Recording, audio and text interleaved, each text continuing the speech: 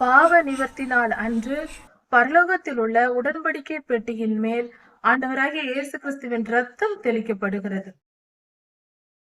நம்முடைய பிதாவாகிய தேவனுடைய அன்பும் ஆண்டவராகிய இயேசு கிறிஸ்துவின் கிருபையும் சமாதானமும் உங்கள் அனைவரோடும் கூட என்றென்றைக்கும் இருப்பதாக. தலைப்பு: நான் உன்னை விட்டு விலகுவதும் இல்லை, உன்னை கைவிடுவதும் இல்லை. லேவியராகமம் 23ஆம் அதிகாரம். கர்த்தருடைய பண்டிகைகளான 7 பண்டிகைகளை குறித்து கர்த்தர் இந்த வேத பகுதிகளில் நமக்கு சொல்லி இருக்கிறார். நாம் 6வது பண்டிகையான பாவ நிவர்த்தி பண்டிகையை இந்த செய்தியில் கவனிக்க போகிறோம். பாவ நிவர்த்தி நாள் என்று இஸ்ரவேலரின் கணக்குப்படி 7ஆம் மாதம் 10ஆம் தேதி பாவ நிவர்த்தி நாளாக இருக்கிறது. மோசே ஐயாவின் காலம் தொடங்கி இந்த நாளில் ஆசரிப்பு கூடாரத்தில் வருடத்தில் ஒரு நாள் ஆடு மாடு இவைகளை தகன பலியாக இட்டு அந்த பலிகளை கொண்டு போய் மகா பரிசுத்த ஸ்தலத்தில் ஆசாரியர் அங்கு போய் உடன்படிக்கை பெட்டியின் மேல் 7 தரம் இரத்தத்தை தெளிப்பார்கள். இந்த செயல் செய்யப்படுவது பாவ நிவர்த்திக்காக என்று சொல்லப்படுகிறது. இதை கர்த்தரே கட்டளையாக கொடுத்திருந்தார். இந்த நாளை பாவ நிவர்த்தி நாள் என்று சொல்லுகிறோம். இப்படியாக அவர்கள் அனுசரித்து வந்தார்கள். பாவம் நிவர்த்தி செய்யப்படுவது இஸ்ரவேலருக்காக, சாதாரண மனிதர்களுக்காக, எல்லோருக்காகவும் கர்த்தருடைய சன்னதியில் உடன்படிக்கை பெட்டியின் மேல் 7 முறை ரத்தம் தெளிக்கிற 7 முறை ரத்தம் தெளிக்கிற முறையாக இது இருக்கிறது.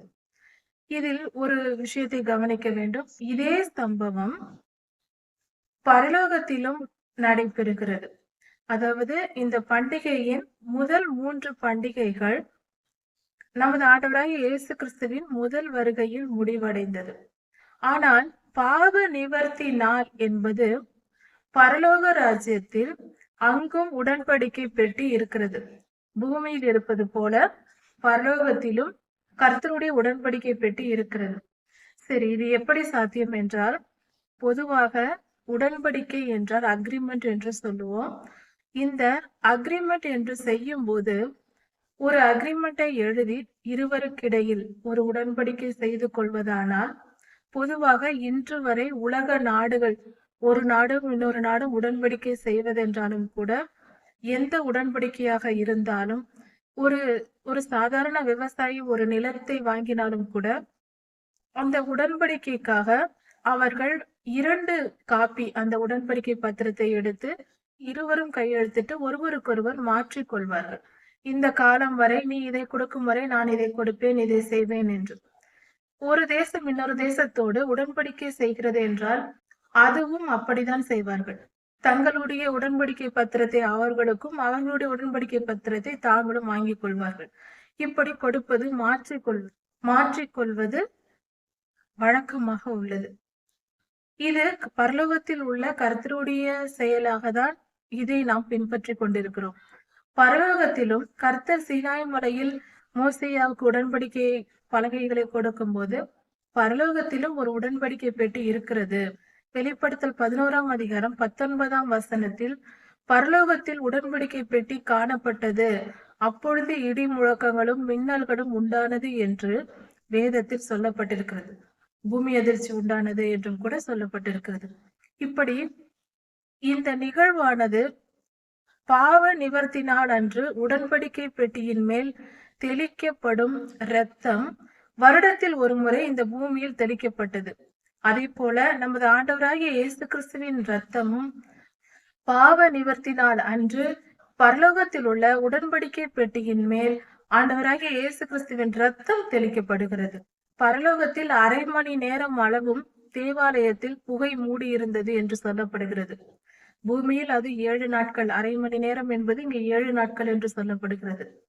இது சரியான இது நமக்கு தெரியாது. பரலோகத்தில் நாட்களின் கணக்கு வேறு, பூமி நாட்களை போல அல்ல. சரி, இது நம்புவது கஷ்டம் என்று நினைத்தால் கொஞ்சம் விஞ்ஞானத்தை பார்த்தால் புரியும். நமக்கு ஒரு நாள், பூமி ஒரு முறை தன்னைத்தானே சுற்றி வருவதை ஒரு நாள் என்று சொல்லுகிறோம். நிலா அதை விட சுலபமாக கொஞ்சம் சீக்கிரமாக சுற்றி வந்துவிடும். அதனால் அங்கு ஒரு நாள் வேறு கணக்கு. அதே போல மார்ஸ் செவ்வாய் கிரகத்தில் பார்த்தால் அது ஒரு முறை சுற்றி கொள்ள ஆகும் காலம் வேறு. ஒவ்வொரு கிரகங்களும் ஒவ்வொரு வித குறிப்பிட்ட காலத்தில் தான் தன்னை சுற்றி கொள்கிறது. அது ஒரு நாள் என்று எண்ணப்படுகிறது. அப்படி இருக்க ஒவ்வொரு கிரகத்துக்கு கிரகம் ஒரு நாள் என்பது நேரம் மாறுபடும். அதனால் இந்த சூரிய குடும்பத்தில் இருக்கிற கிரகங்களுக்குள்ளேயே மாறுதல் ஏற்படும் போது பரலோகத்தில் வேறு மாற்றம் இருக்கும் என்பதில் எந்தவித சந்தேகமில்லை, முழுவதுமாய் நம்பலாம். பரலோகத்தின் கணக்கு வேறு. இந்த பூமியில் நமக்கு 7ஆம் மாதம் 10ஆம் நாள் பாவ நிவர்த்தி பண்டிகை கொடுக்கப்பட்டிருக்கிறது. அந்த நாளில் நமது ஆண்டவராகிய இயேசு கிறிஸ்து அவருடைய இரத்தத்தை அவரே பிரதான ஆசாரியராய் இருக்கிறார். மெல்கிசேதேக்கின் பிரதான ஆசாரியர், மெல்கிசேதேக் என்னும் பெயர் கொண்ட பிரதான ஆசாரியராய் இருக்கிறார். அவரே பாவ நிவாரண பலியாக அவர் காளை மாடாகவும் அவரே இருக்கிறார். அவரே தம்மை ஒப்பு கொடுத்தார் சிலுவையில். அந்த இரத்தத்தை எடுத்துக்கொண்டு 2 அவதாரமும் அவர்தான். அவரே ஆசாரியராய் இருந்து உடன்படிக்கை பெட்டியின் மேல் தெளிக்கிறார் அவருடைய இரத்தத்தை. இந்த சம்பவத்தை நினைவு கூறும்படியாக இது ஆண்டவராகிய இயேசு கிறிஸ்து ஒரு முறை இதை தெளித்திருக்கிறார். வருடம் அந்த ரத்தம் தெளிக்கப்படுகிறதா என்று கேட்டால் தெரியாது. ஆனால் நாம் இந்த நாளை நினைவு கூறும்படி நமது ஆண்டவராகிய இயேசு கிறிஸ்துவின் ரத்தம் நமக்காக பாவ மன்னிப்புக்கென்று உடன்படிக்கை பெட்டியின் மேல் தெளிக்கப்பட்டிருக்கிறது. கர்த்தர் நமக்காக ரத்தம் சிந்தி இருக்கிறார். அவர் தம்முடைய ஜீவனையே நமக்கு கொடுத்திருக்கிறார் என்பதை நினைவு கூறும்படி வருடத்தில் ஒரு நாள் இந்த பாவ நிவர்த்தி பண்டிகை நாம் கொண்டாட வேண்டும் என்று கர்த்தர் சொல்லி இருக்கிறார். இதை நாம் செய்வது மிக மிக முக்கியம். எல்லா ஆண்டவருடைய பிள்ளைகள், கர்த்தருடைய பிள்ளைகள், அவரை நேசிக்கிற எல்லோரும் இந்த நாளை நினைவு கூர்ந்து இதை எப்படி ஆசரிக்க வேண்டும் என்றும் சொல்லி இருக்கிறார். இந்த நாளில் நம் உலக வேலைகளை செய்யாமல், வேலைக்கு செல்லாமல் ஓய்வெடுக்க வேண்டும். ஓய்ந்திருந்து உபவாசித்து நம்மை தாழ்த்தி, முடிந்தவர்கள் உபவாசிக்கலாம். உபவாசித்து நம்மை தாழ்த்தி எந்த வேலையும் செய்யாமல் ஓய்ந்திருக்க வேண்டியது மிக மிக முக்கியம். நம்மால் முடிந்தவர்கள் உபவாசிக்கலாம். உபவாசித்து கர்த்தருடைய சன்னதியில் ஜெபித்து ஆராதித்து பொழுதுபோக்கு அம்சங்களை விலக்கிவிட்டு, பொழுதுபோக்குகிற காரியங்கள் செய்யக்கூடாது, ஊழிய காரியங்கள் செய்யலாம், தவறில்லை. கர்த்தருடைய ஊழியத்தை செய்யலாம், கர்த்தரை ஆராதிக்கலாம், கர்த்தருடைய நாமத்திற்கு மகிமை உண்டாகிற எல்லா காரியங்களையும் நாம் செய்யலாம் அந்த ஓய்வு நாளில், தவறில்லை. ஆனால் ஓய்ந்திருக்க வேண்டும். உலக வேலைகள் செல்லாமல் நாம் இருக்க வேண்டும். நம்மை நாம் தாழ்த்த வேண்டும். இப்படி நாம் செய்யும் போது கர்த்தருக்கு நம்ம பிரியம் உண்டாகும். நம்முடைய பாவங்கள் மன்னிக்கப்படும். முக்கியமாக முதல் தேதி எக்கால பண்டிகை நாள் அன்று தொடங்கி பாவ நிவர்த்தி நாள் வரைக்கும் 10 நாட்கள் யாம் கிப்பூர் நாள் என்று சொல்லுவார்கள் இஸ்ரவேலர்கள். அந்த கணக்கின்படி அவர்கள் தங்களை தாழ்மைப்படுத்தி அந்த வருடம் முழுதும் அவர்கள் செய்த பாவங்கள், அவர்கள் இருதயத்தில் அவர்கள் அறிந்திருக்கிற எல்லா பாவங்களையும் அறிக்கையிட்டு கர்த்தரிடத்தில் பாவ மன்னிப்பு கேட்பார்கள். பாவ நிவர்த்தி நாள் அன்று, அந்த யாம் கிப்பூர் நாள் அன்று அறிக்கை செய்யப்பட்ட பாவங்கள் நிவர்த்தி ஆகிவிடும். அதனால் அவர்கள் பாவ மன்னிப்பை பெற்று நியாய தீர்ப்புக்கு தப்பிக்கொள்ள முடியும். மனம் திரும்பி பாவத்தை அறிக்கை செய்வதனால் பாவ மன்னிப்பை பெற்றுக் கொள்வார்கள். இப்படி நாமும் செய்யலாம். ஆனால் எல்லா நாட்களும் நாம் இரவு படுக்க செல்வதற்கு முன்பாக நாம் ஏதாவது தவறு செய்திருக்கிறோமா என்று நம்மை நாமே ஆராய்ந்து தினமும் இந்த காரியத்தை செய்யலாம். நம்மிடத்தில் ஒரு குற்றம் இருக்குமானால், நாம் இதை தவறு செய்தோம் என்று நமக்கு பரிசுத்த ஆவியானவர் உணர்த்தினால், நாம் இன்றைக்கு இந்த தவறான இந்த ஒரு வார்த்தையை பேசி இருக்கிறோம், இவர் மனதை காயப்படுத்தி இருக்கிறோம், இந்த தவறை செய்திருக்கிறோம் என்று நமக்கு பரிசுத்த ஆவியானவர் உணர்த்தினால், நாம் அதை ஆராயும் போது ஆவியானவர் நமக்கு உணர்த்துவார் நம்மிடத்தில் குற்றம் இருந்தார். அதை நாம் மனம் திரும்பி அறிக்கை செய்துவிட்டு தினமும் அப்படி செய்து படுக்க செல்வது நல்லது. அதனால் நாம் சுத்தமாக கழுவப்பட்டு விடுவோம். நம்மளுடைய ஆவி சுத்தமாக இருக்கும். இதை நாம் பின்பற்றலாம். இப்படியாக நாம் கர்த்தருக்கு பிரியமாய் வாழலாம். பாவ நிவர்த்தி நாள் அன்று வருடத்தில் ஒரு முறை இந்த காரியத்தை செய்வார்கள்.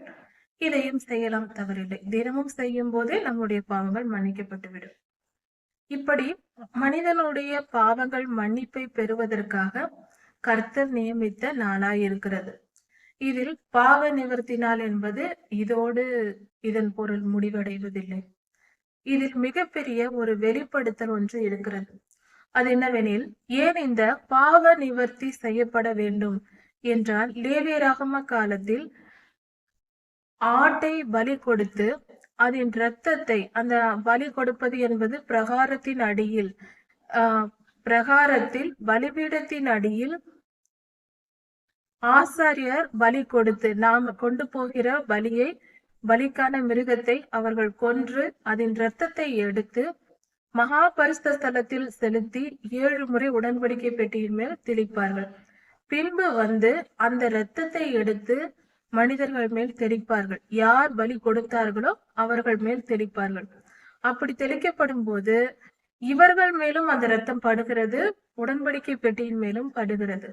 இப்படி செய்யும் போதுதான் அந்த பாவ மன்னிப்பு அவர்களுக்கு கிடைக்கிறது. இதே போல இதில் ஆழமான சத்தியங்கள் உண்டு, அதிகமான சத்தியங்கள் உண்டு.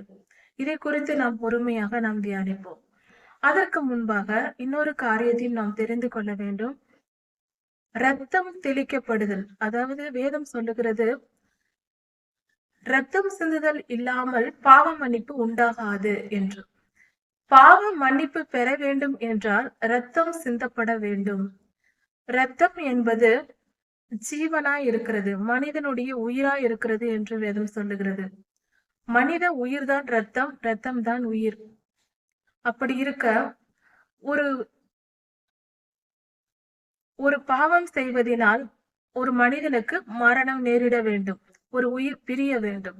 அதற்கு பதிலாக ஒரு மிருகத்தின் உயிர் கொடுக்கப்படுகிறது. அதற்கு அந்த பாவம், அந்த மனிதனின் பாவம், இந்த மனிதனுடைய பலி கொடுக்கப்படுகிற மிருகத்தின் தலையில் கையை வைத்து, இந்த மரணம், இவனுக்கு வரவேண்டிய மரணம், பாவம் செய்த மனிதனுக்கு வரவேண்டிய மரணம் இந்த மிருகத்திற்கு வரட்டும் என்று சொல்லப்படுகிறது. அதுதான் பலி கொடுக்கிற மிருகத்தின் தலையில் கை வைப்பது.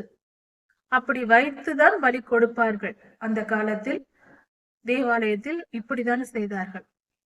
இப்படியாக அந்த மனிதனுக்குள் இருந்த பொல்லாத ஆவி, அந்த மனிதன் பாவம் செய்தால் அந்த மனிதனுக்குள் பொல்லாத ஆவி அதிகாரம் பெற்றிருக்கும் அவனை கொல்வதற்கு.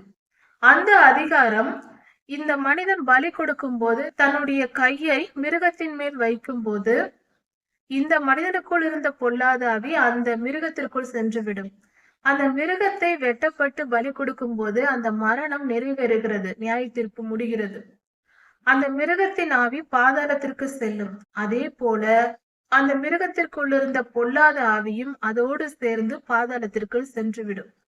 இப்படியாக அந்த மனிதனின் பாவம் அவனிடமிருந்து எடுக்கப்படுகிறது. அந்த பொல்லாத ஆவியிலிருந்து விடுதலை ஆக்கப்படுகிறான். இன்றும் கூட நாம் துதி பலி செலுத்தும் போது பொல்லாத ஆவிகளிடமிருந்து விடுதலை பெற வேண்டும்.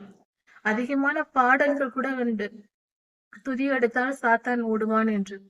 சத்தியமான வார்த்தைகள் அவை. துதி எடுக்கும் போது சாத்தான் ஓடுவான், பொல்லாத பிசாசு விலகும். நாம் எந்த அளவுக்கு துதிபலி செலுத்துகிறோமோ, இன்றும் கூட நாம் அதிகமாய் துதிபலி செலுத்தும் போது நமக்கு வாழ்க்கையில் போராட்டங்கள், பிரச்சனைகள் அதிகமாய் இருக்கிறது என்றால், நாம் தினமும் 1 மணி நேரம் கர்த்தரை துதித்து ஆராதித்து பாட தொடங்கினால் நம்முடைய பிரச்சனைகள் விலகி போகும். இதுதான் அதன் பொருளாக இருக்கிறது. பலி செலுத்துதல், அந்த காலத்தில் ஆடு மாடு, இந்த காலத்தில் உதடுகளின் பலி, துதி பாடல்கள் ஏறெடுப்பது, துதி பலி செலுத்துவது, அல்லேலூயா சொல்வது, கர்த்தருக்கு மகிமையை செலுத்துவது.